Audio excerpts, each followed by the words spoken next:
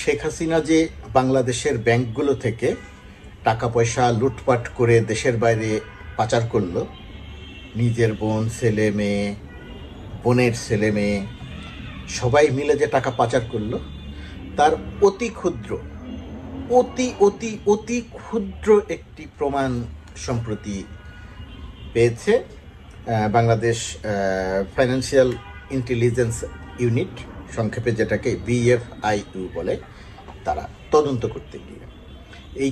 করতে গিয়ে শেখ হাসিনার মেয়ে সাইমা ওয়াজেদ পুতুল যে প্রক্রিয়াতে খুব ক্ষুদ্র একটি দুর্নীতি, মানে বিশাল দুর্নীতি কিন্তু খুব ক্ষুদ্র একটি দুর্নীতির প্রমাণ পেয়েছে। বাংলাদেশে সাইমা ওয়াজেদ পুতুল কোন প্রক্রিয়াতে টাকা পয়সা আত্মসাৎ করেছে, কত বিশালভাবে টাকা পয়সা আয় করেছে, দেশের বাইরে পাচার করেছে, সেই তথ্য এখনও অজানা। ধারণা করা যায় কিন্তু অজানা।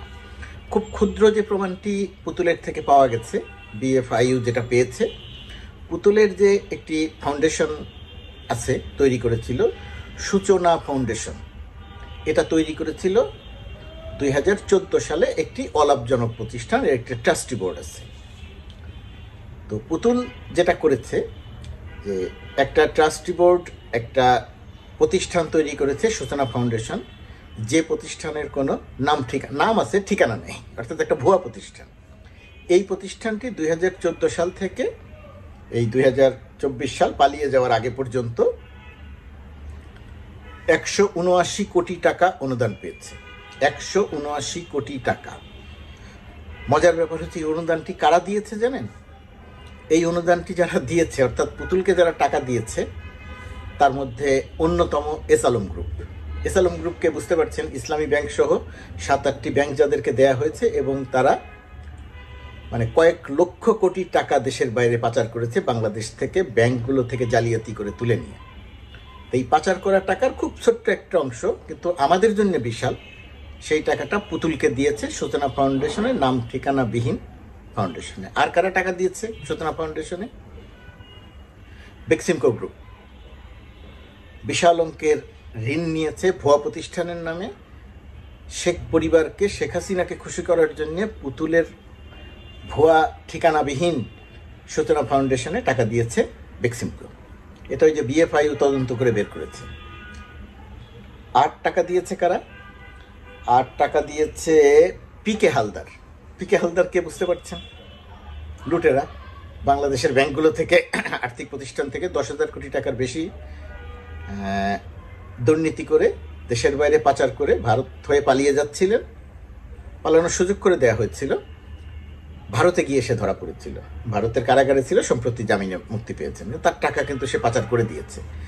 এই পিকে হালদারও তার যে দুর্নীতি বা জালিয়াতি করে টাকা, তার একটা অংশ পুতুলকে দিয়েছেন। এই টাকাটা কেন দেয় সেটা আপনারা খুব ভালো করে জানেন। এটা একটা ঘুষ, খুশি রাখা, শেখ পরিবারকে খুশি রাখা, শেখ হাসিনাকে খুশি রাখা। পুতুল যেহেতু একটা অসুখী জীবনযাপন করতেন, তো সেই জায়গাটিতে পুতুল একটা প্রতিষ্ঠান বানিয়েছেন, তিনি যেন টাকা পয়সা নিয়ে ভালো থাকেন, এই কারণে অনেক রকমের সুযোগ করে দেওয়া হয়েছিল, তার মধ্যে এটা একটা। আর কারা টাকা দিয়েছে পুতুলের সূচনা ফাউন্ডেশনে? এর মধ্যে নাম আছে কনফিডেন্স গ্রুপ, মেঘনা group, summit group, United group, সব কয়টা একটা লুটেরা গ্রুপ, ব্যক্তি লুটেরা, গ্রুপ হিসেবে লুটেরা। বাংলাদেশ থেকে টাকা লুট করেছে, পুতুলকে দিয়েছে। 2014 সাল থেকে পুতুলের এই সূচনা ফাউন্ডেশনে 179 কোটি টাকা জমা হয়েছে। 114 কোটি টাকা খরচ করেছে। কি কাজে খরচ করেছে আল্লাহই জানে, দেশের বাইরে পাচার করা ছাড়া।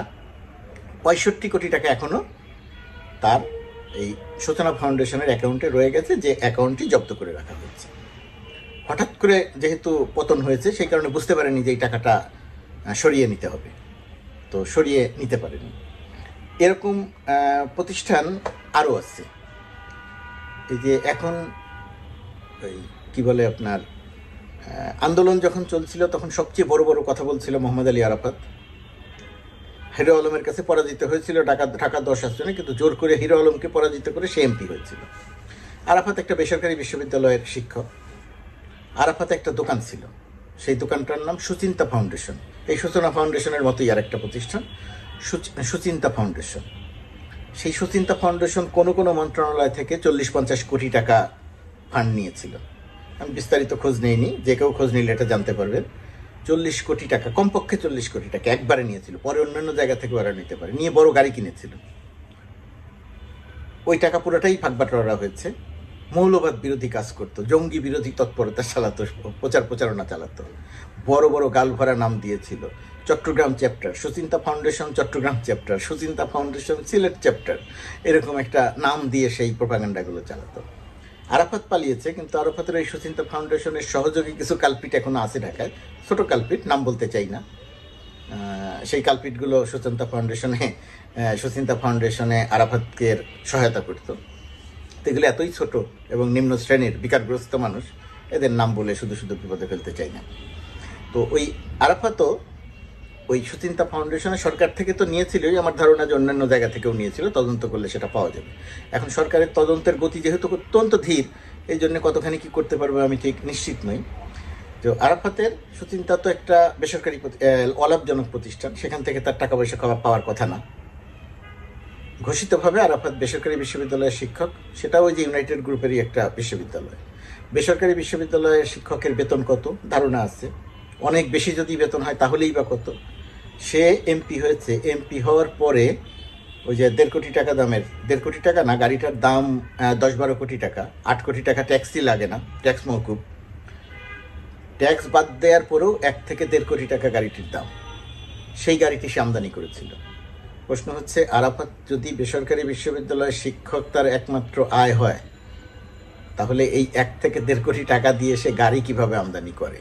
যেমন ওই সুচিন্তা ফাউন্ডেশনে এরকম বহু মানুষের টাকা পয়সা পেতে এখনও আওয়ামী লীগের পক্ষে নানা রকমের প্রোপাগান্ডা চালিয়ে যাচ্ছেন আরাফাত। আরাফাতের কথা নিশ্চয়ই আপনাদের মনে আছে যে ওই আন্দোলনের শেষ দিকে বলছিল যে কি প্রতি মিনিটে যদি একটা করে গুলি ছড়ে না, কাঁদানে গ্যাস ছড়ে, তবুও 5 বছর লাগবে গুলি শেষ হতে, কাঁদানে গ্যাস শেষ হতে। এখন জনগণের বিপক্ষে অবস্থান নিয়ে দালালি করে, তাবেদারি করে শেখ হাসিনা জয়ের মন জুগিয়ে সেও এইরকম বিত্তবান হয়েছে। তার মানে হচ্ছে বিষয়টা কি দাঁড়ালো? সূচনা ফাউন্ডেশন পুতুলের টাকা পয়সা লুটপাটের একটি জায়গা, ছোট জায়গা, তার অন্তত প্রমাণ আছে। আরাফাতের সুচিন্তা ফাউন্ডেশন তদন্ত হয়নি, তদন্ত হলে সেটাও পাওয়া যাবে।